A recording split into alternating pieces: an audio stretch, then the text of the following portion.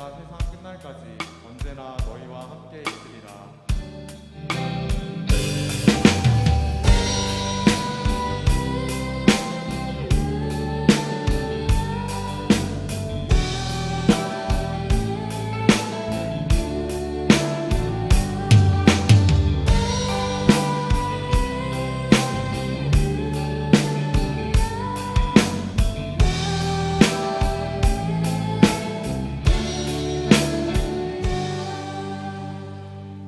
주님께서 여러분과 함께 또한 사제의 영과 함께 마테오가 전한 거룩한 복음입니다. 주님 영광 받으소서.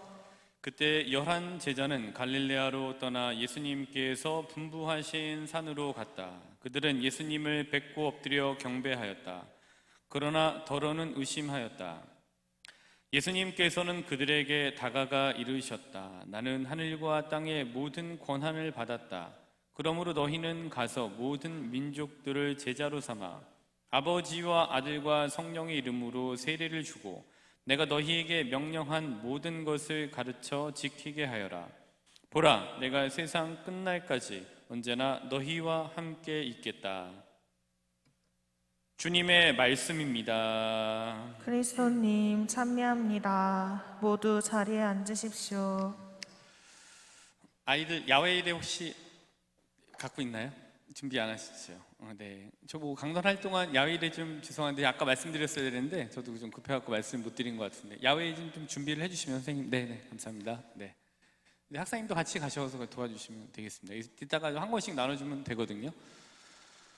오늘은 이제 성경 수요식이 있는 날이에요. 그래서 부모님들 이렇게 계시는데 뭐 아이들을 위한 강론도 중요한데 오늘 또 성경 수요식도 부모님들께서 우리 아이들에게 해주시는 시간이니까 지난 뭐 수요일인가 목요일날 강론 때 또 여기 와서 한 번 정도 더 말씀드렸던 것 같은데 이 예를 무척이나 좋아합니다. 그리고 이 예가 무척이나 좀 어려운 예입니다.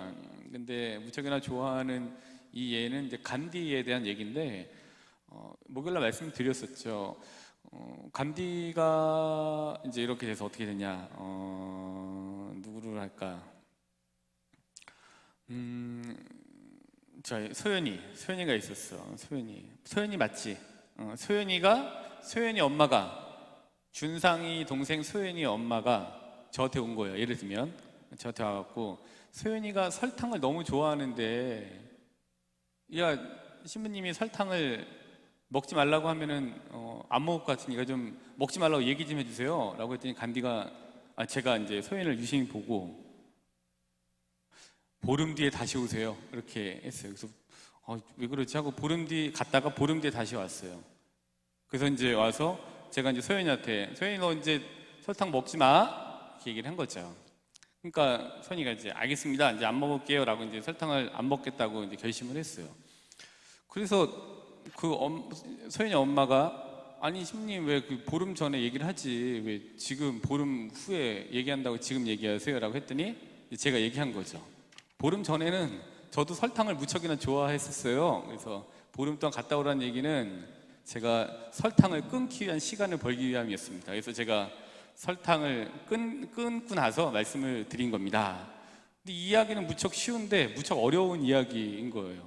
그래서 여기 계신 우리 뭐 엄마도 계시고 아빠도 계시고 한데 애들한테 성경을 수요해주고 성경을 읽어라 라고 얘기하려면 부모님이 먼저 읽으셔야 돼요. 예. 그렇지 않으면은 애들한테 아무리 성경을 읽으라고 해도 애들이 안 읽을 거예요. 그래서 부모님들이 성경을 수요해 준과 동시에 성경을 읽으셔야 됩니다. 그렇지 않으면 애들이 읽지 않을 거예요. 그래서 성경을 이렇게 나눠준다라는 건 내가 먼저 읽겠다라는 다짐도 안에 있으셔야 돼요.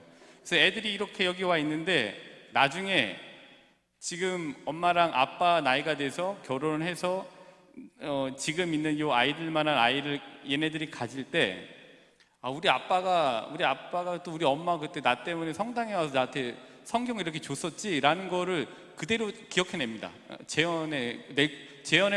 재현할 힘이 큽니다. 그리고 아이들이 집에서 엄마가 또 아빠가 성경을 읽었던 거를 기억을 하면 그 나이쯤 돼서 아이들 데리고 첫 영성체를 데리고 막 이렇게 왔다 갔다 해서 성경을 좀 뭐 하는 이 수여식이 그 후에도 있다라면 20년 후에도 있다라고 한다면 이 예식이 그거를 할 때 엄마하고 아빠가 성경을 줬고 밤에 갔다 왔지만 또 아침에 엄마하고 아빠가 성경 읽었던 모습을 기억해내서 그거를 재현해낼 가능성이 굉장히 높아지게 됩니다. 그래서 신앙은 이렇게 전수되는 게 전수 효과가 굉장히 큰 게 신앙이기 때문에 오늘 성경을 수요해 주시는 데 굉장히 큰 의미를 가지시면 좋겠습니다. 그 니네 다 성경 갖고 왔어? 오케이, 성경을 한번 또 꺼내보자. 우리도 이제 성경을 또 꺼내야지. 자, 그거는 야훼일이고 성경은 이게 성경이니까 성경 우리가 한번 찾아보도록 하자.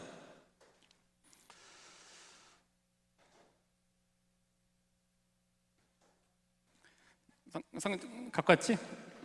안 갖고 왔어. 니네 집은 안 갖고 왔구나. 여기가 이렇게. 그러면은 저 자매님이 이제 집에서 성경 안 읽으시는구나. 네, 알겠습니다. 집에 이렇게 안 읽으면. 성경을 갖고 온 친구들이 안 갖고 온 친구들이랑 같이 보면 좋겠습니다. 자, 우리가 이제 오늘 5번을 한번 찾아볼 거야. 5번. 그래서 어떤 걸 찾아보냐면은 성경은 어떤 책인가? 어떤 책인가를 한번 찾아보는 거야. 요한복음 20장 31절. 요한복음 한번 찾아봐요. 요한복음. 자, 선생님들이 좀 도와주시고 엄마가 도와주셔도 됩니다. 사복음서의 마지막에 있는 요한복음 20장 31절.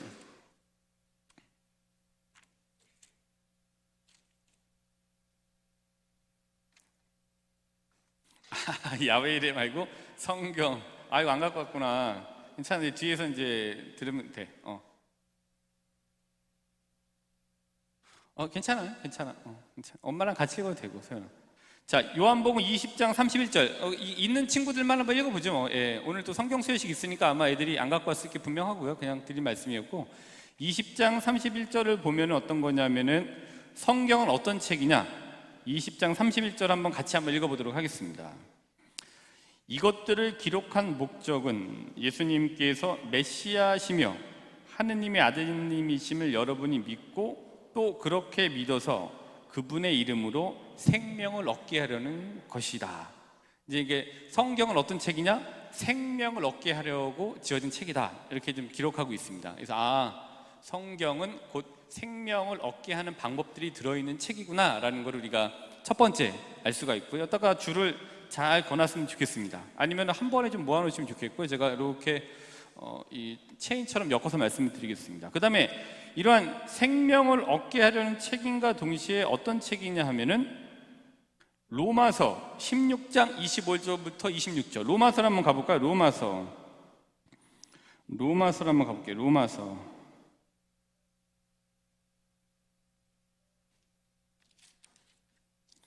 16장 25절부터 26절. 로마서 16장 25절부터 26절입니다. 또 어떤 책이냐? 생명을 얻게 하려고 한 책임과 동시에 잘 몰라. 하느님에 대해서 잘 몰라. 근데 이 신비를 알려주기 위해서 이렇게 쓰인 책이기도 해요. 그래서 15장 25절부터 26절 한번 보면은 하느님은 내가 전하는 복음으로 곧 예수 그리스도가 복음 선포로 또 오랜 세월 감추어 두셨던 신비의 계시로 여러분의 힘을 북돋아 주실 능력이 있는 분이십니다. 이제는 모습을 드러낸 이 신비가 모든 민족들을 믿음의 순종으로 이끌도록 영원하신 하느님의 명령에 따라 예언자들의 글을 통하여 알려지게 되었습니다. 그러니까 신비가, 이제는 모습을 드러낸 신비가 모든 민족들을 믿음의 순종으로 이끌도록, 그러니까 신비를 알리기 위해서. 어떤 신비냐? 하느님의 아들이셨던 예수님께서 이 세상에 오셨다라고 하는 그 신비를 알려주기 위한 책이 이제 성경인 거예요. 두 번째, 됐죠? 여기다 줄을 막 그으면 됩니다. 다음에 이제 세 번째로는 이 성경은 또 어떤 책이냐? 바로 로마서로 한번 찾아볼게요. 로마서 15장 4절. 15장 4절입니다. 네, 두 장만 왼쪽으로 넘기시면 됩니다. 15장 4절 로마서. 이 생명을 얻게 하려는 책임과 동시에 두 번째로 신비를 알려주기 위한 책이고, 세 번째로 어떤 책이냐? 로마서 15장 4절 볼게요. 성경에 미리 기록된 것은 우리를 가르치려고 기록된 것입니다. 그래서 우리는 성경에서 인내를 배우고 위로를 받아 희망을 간직하게 됩니다.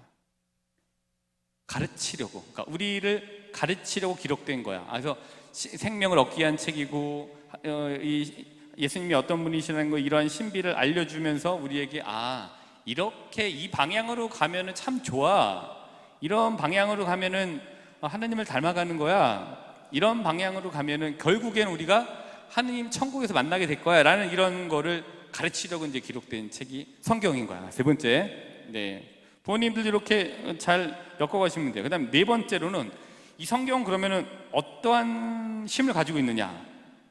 어떠한 힘을 가지고 있느냐? 히브리서 4장 12절. 히브리서 4장 12절. 이제 집에 가서 성경 안 갖고 온 사람들이 집에 가서 엄마하고 아빠가 잘 적어 주셨다가 집에 가서 신부님이 설명했던 대로 그대로 설명해 주실 거야 오늘. 그래서 히브리서 4장 12절. 히브리서 4장 12절. 잘 들어보면 돼요. 히브리서 4장 12절.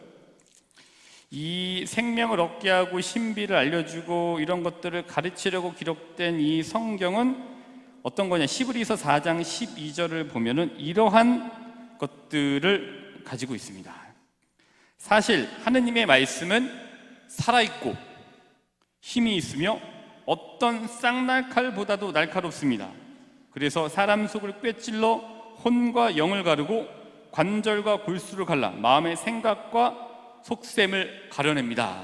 라는 게 이제 성경은 이런 책이라는 거야. 이런데 사람의 생각을 알아갈 수 있도록 내가 무슨 생각을 바르게 하고 있는지 아니면 그렇지 않은지에 대한 기준을 가지고 이렇게 이 생각이 바른지 아닌지를 알아갈 수 있도록 만들어준 책, 이게 바로 성경이고, 이 책은 살아있고, 성경 살아있고 힘이 있다라는 거예요. 이 성경 이게 있습니다. 자, 그 다음에 그럼 이 책을 어떻게 읽어야 되느냐? 이거 되느냐? 이제 마지막 남았어요, 여러분. 신명기 17장 18절부터 19절. 신명기 앞으로 가면 됩니다. 신명기 앞으로. 창출기, 탈출기, 레위기, 민수기, 신명기죠. 이 모세 오경 5개 이론 책이 신명기 17장 18절부터 19절. 오늘 이거 좀 찾아볼게요. 17장 18절부터 19절.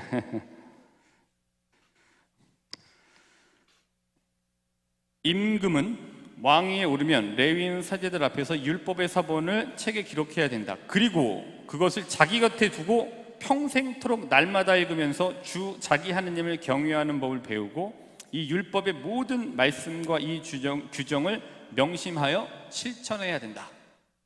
그럼 생명을 얻고 신비를 알려주고 이런 것들을 가르쳐주고 사람의 생각을 알아볼 수 있는 기준을 제공하는 이 책을 어떻게 읽어야 되느냐? 날마다 매일 에브리데이 읽어야 된다는 걸 얘기해주고 있는 거야. 알겠지? 그래. 성경이 올 때는 매주 성경을 갖고 오는 거야. 성경을. 자, 그래서 부모님들 이제 오늘 성경 수요식의 의미는 이렇게 있습니다. 매일 읽으셔야 되고 이 성경이 기준이 되는 거고 이 안에서 어떤 길을 발견해 내셔야 되고 그거를 이제 자녀들에게 어떤 전수하시는 신앙을 전수하고자 하는 책임감을 내가 가져야 되는구나라는 마음가짐을 가지시면서 오늘 성경 수요식에 이렇게 좀 임해 주시면 좋겠습니다. 이제 오늘 바로 성경 수요식으로 넘어가도록 하겠습니다.